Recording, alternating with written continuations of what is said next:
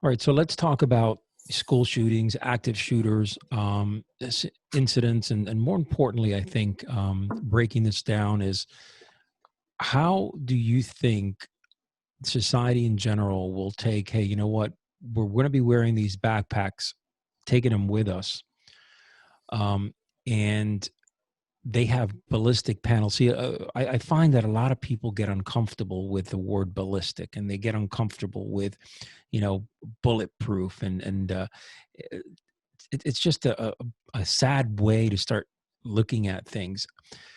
People need to, in my opinion, I don't know if you agree with me here, Mike, but they need to snap out of some of this weak mentality that's out there.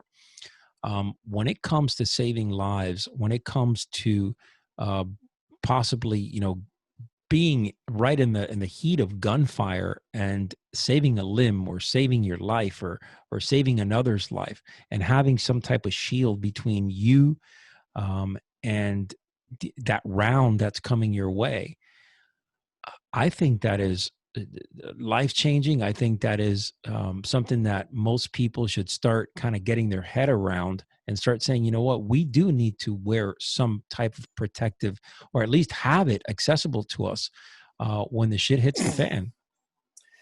Yeah. So you're hitting on, I mean, you and I could talk for hours. I have a feeling you and I would have a field day talking about this. So if you ever want to talk on another podcast and drill into this, let me know, but I'll try to give you some highlights, because I get into a lot with people that ask these questions. Mhm. And so absolutely agree. When we started a term called backpack to bulletproof.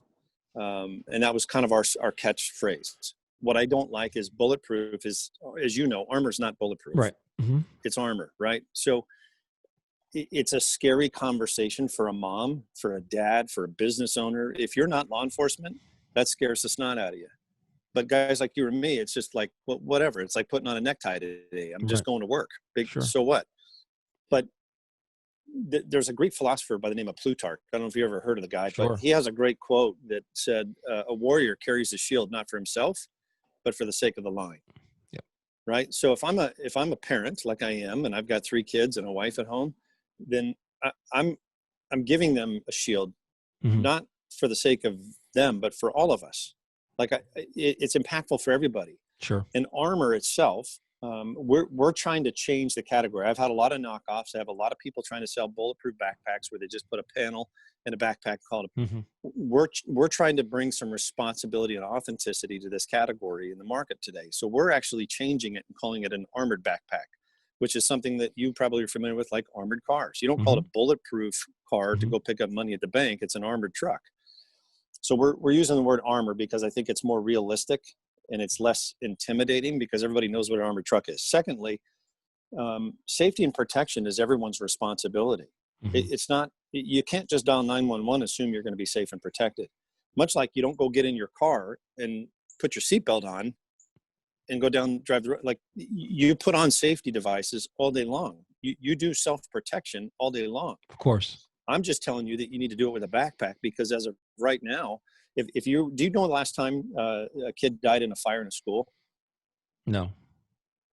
But do you know, if you caught on fire, what to do? Like, what's three words that come to mind if you were on fire? Roll on the ground, of course. Yeah. Yeah. Stop, drop, roll, right? Roll. Right. Yeah.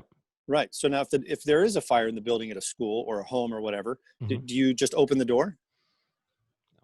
I hear what you're saying. Yeah. You know, like you're testing for heat, right? So that to me is a scary conversation. I don't know about you, but being burned alive scares the crap out of me. Like, I'm not interested in that. But yet every kid is taught in school, stop, drop, roll, check the door for heat, stay low. Every classroom, every hallway, every office in a school has a fire extinguisher. They all have sprinkler systems. But yet, did you know that it's been almost 70 years since a kid died in a school environment? And yet they all know what to do today.